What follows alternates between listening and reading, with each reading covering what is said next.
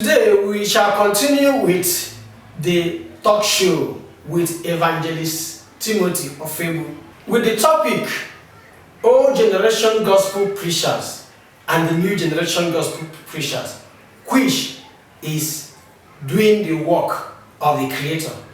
Which of them is emulating or taking the step of our Lord Jesus Christ? Enjoy that and I'll be right back. Make it gospel. When you hear stories emanating from the church, even the ministers of the gospel of today, did we hear it yesterday? How many women have come out openly and begin to say most of the things they are saying today? Or hearing that a pastor divorced the wife? It's in this generation we know that a pastor can divorce 1, 2, 3 wives and continue to be a minister in the church, giving them talk on marriage and counseling them how to get married. Canceling the marriage. Of course. Encouraging the new ones to go into marriage. That's exactly what I'm saying. So, most of them have no mentors. And that is why I'm angry with Christian Association of Nigeria and Pentecostal Fellowship. You don't supposed to start a church without it. When the other day they were crucifying El Rufai said, I've not read what he said, but I understand him. Let me tell you, not everybody have the right to preach. Not every right have the right to own a church or a ministry. Not everyone have the right to preach. What I mean to preach is to gather people in a ministry or a church and say you are now a pastor, overseer, a superintendent, right reverend, left reverend, center reverend, back reverend, GO, GS, archbishop. I met a friend of mine. I'll be honest with you, by 2009 when we met, he was a pastor. I met him last 2 weeks, he was an archbishop. Wonderful. So within 9 years, he has moved from pastor to bishop and then archbishop. I didn't ask him how he do it, but it's all about title.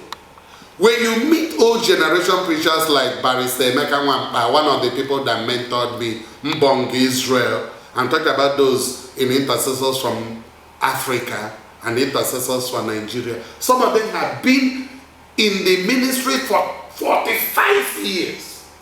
Omobai is still under a pastor in Assemblies of God. He's an evangelist Omobai. Yeah! He's still under a pastor in Assemblies of God for more than 40 years. Wow. Reverend Bonke, the German preacher that comes to Africa, is still under a pastor in Germany. But in Nigeria, 2 years of Christ study in Bible school about tithe, first fruit, and sowing seed. The person will rush and open and gather people, great fine suit, begin to jump up and down and preach. So we need to go back to the basics. Why I said what I said about the Catholic Bishop Conference, Catholic Bishop Conference, the Christian Council is under CAN. I'm talking about what we now call the Christian Association of Nigeria, CAN, and PFN, regulating these things. They can go to government. We are not saying you can't own a church or ministry. But who are you? But there must be time. Background check. Who trained you? Who mentored you? Do you just become a doctor in Nigeria, begin to operate on human brain without going through some training, and then there is a medical council or council of surgeons that will empower you? Do you suddenly become a sign and put sign and begin to go to court wearing silk and say I'm senior advocate of Nigeria without the NJC appointing you, Nigerian Judicial Council? Yeah.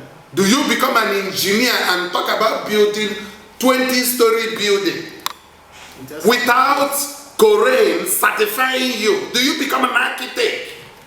And we are talking about telling people about eternity, who to marry, where to go and what to do, and suddenly a native doctor will throw away all his abunsi and shrine and evil altar, go and sew suit with cervical clerical cola that is about 250 in the market and put it on his neck and put there Reverend Dr. Archbishop, and we are watching. Some of them will tell you that they are called by God. You are called. People who become doctors are also called. But somebody have to examine them and certify them. No, they say they are called by God. Oh, but they are called by God, but human beings have to be sure that they are called by God and begin to know their readiness, even their mental balance. You think a madman cannot be called by God?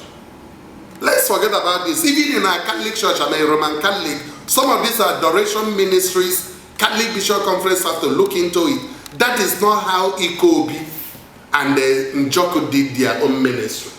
It's the same thing now. Most of the time now you see some of the things we're getting up in the Catholic Church.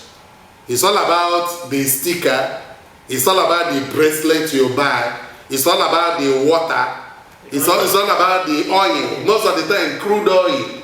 When I was at St. Peter Obosi under the ministry of Father Oshiaga Celestia Niefo, one of my mentors, I told the congregation over 5,000 of them, I said, I was so ashamed to see a priest lifting up something he called a crude oil and asking people to buy it and use it to destroy poison. Where did he get it?